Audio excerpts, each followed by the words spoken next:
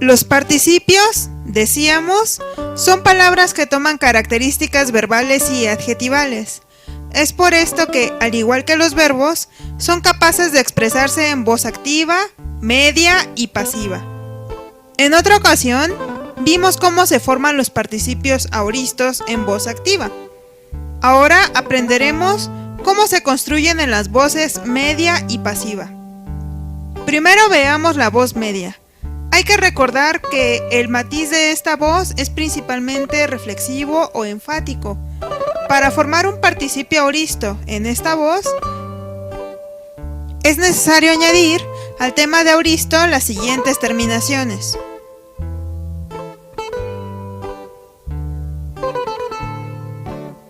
En el singular, para el nominativo, amenos, amene, amenon. Genitivo, amenu, amenes, amenu. Dativo, ameno, amene, ameno. Acusativo, amenon, amenen, amenon.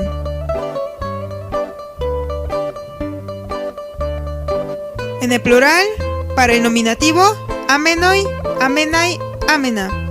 En el genitivo, amenon, amenon, amenon. En el dativo, amenois, amenais, amenois.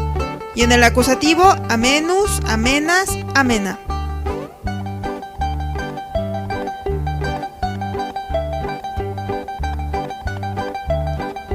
Hay que recordar que el tema de aoristo es la tercera parte del enunciado. Tomemos como ejemplo el verbo harpazo, harpazo, herpasa, que significa agarrar.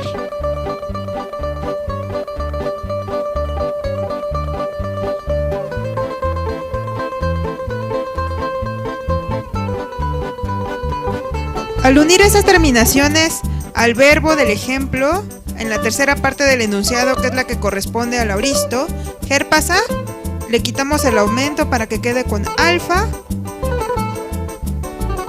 y al declinarlo nos quedaría como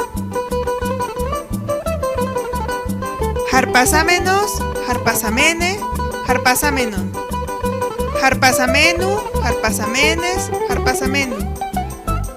Harpasameno, harpasamene, harpasameno. Harpasamenon, harpasamenen, harpasamenon. Y en el plural, harpasamenoi, harpasamenai, harpasamena.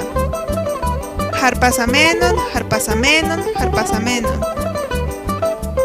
Harpasamenois, harpasamenais, harpasamenois. Harpasamenus, harpasamenas, harpasamena.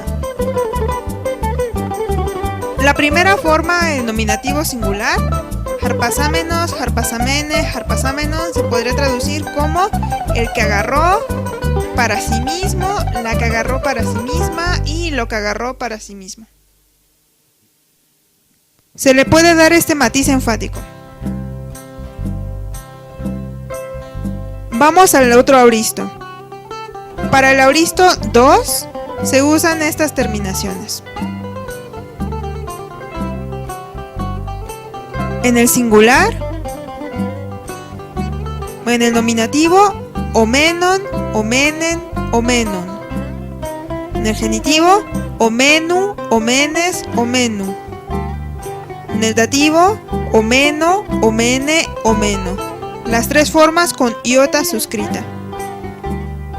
Y para el acusativo, omenon, omenen, omeno.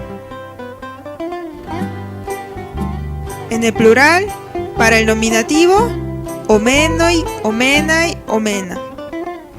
En el genitivo, omenon, omenon, omenon. En el dativo, omenois, omenais, omenois. Y en el acusativo, omenus, omenas, omena. Para usar esas terminaciones también hay que juntarlas a la tercera parte del enunciado, es decir, al tema de aoristo. Vamos a tomar como ejemplo el verbo lanzano, lacesomai, elazon, que significa esconderse. Al ponerle estas terminaciones a nuestro verbo, nos queda como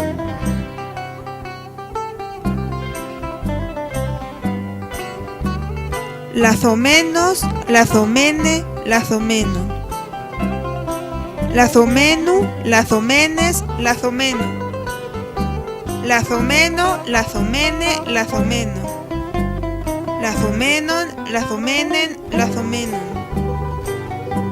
lazomenoi, lazomenai, lazomena, lazomenon, lazomenon, lazomenon, lazomenois, lazomenais, lazomenois, lazomenus, lazomenas, lazomena. La primera forma, la del nominativo singular, se puede traducir como el que se escondió, la que se escondió, lo que se escondió.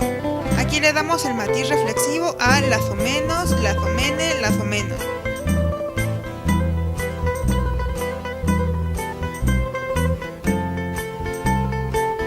Como curiosidades podemos notar que en el auristo 1 las terminaciones tienden a tener un alfa al principio porque es la característica verbal.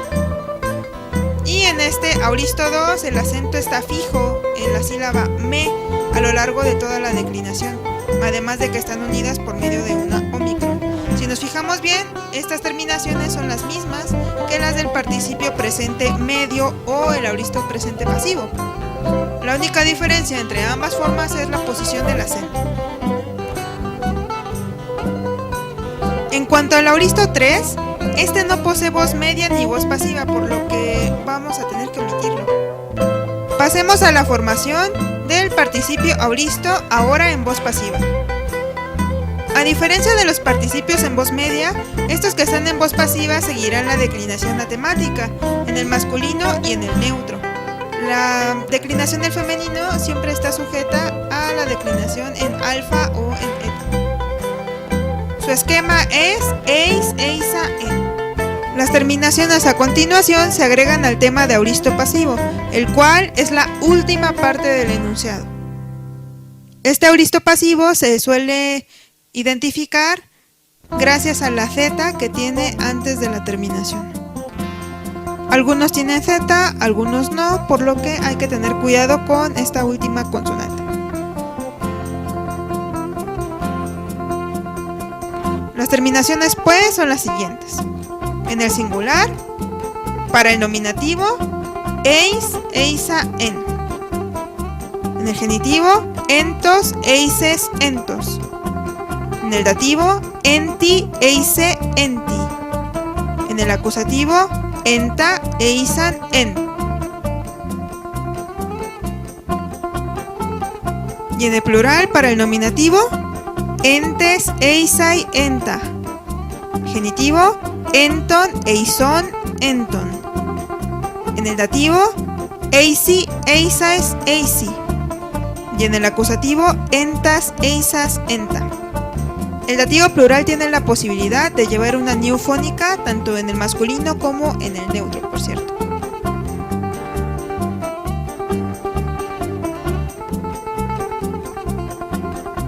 Estas terminaciones funcionan tanto para los verbos que tienen auristo 1 como para los que tienen auristo 2. De esta característica que decíamos que tienen los verbos, los que son con auristo 1 tienden a presentarla en la última parte del enunciado y los que tienen auristo 2 tienden a omitirla, a tener una consonante distinta antes de la terminación del auristo pasivo. Por eso, enseguida se presentan dos ejemplos para demostrar su uso.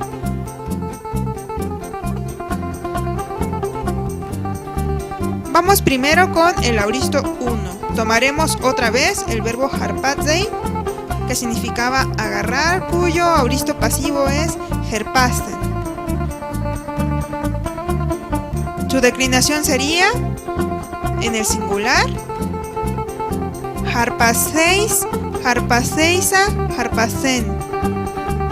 Harpacentos, harpaseises, harpacentos.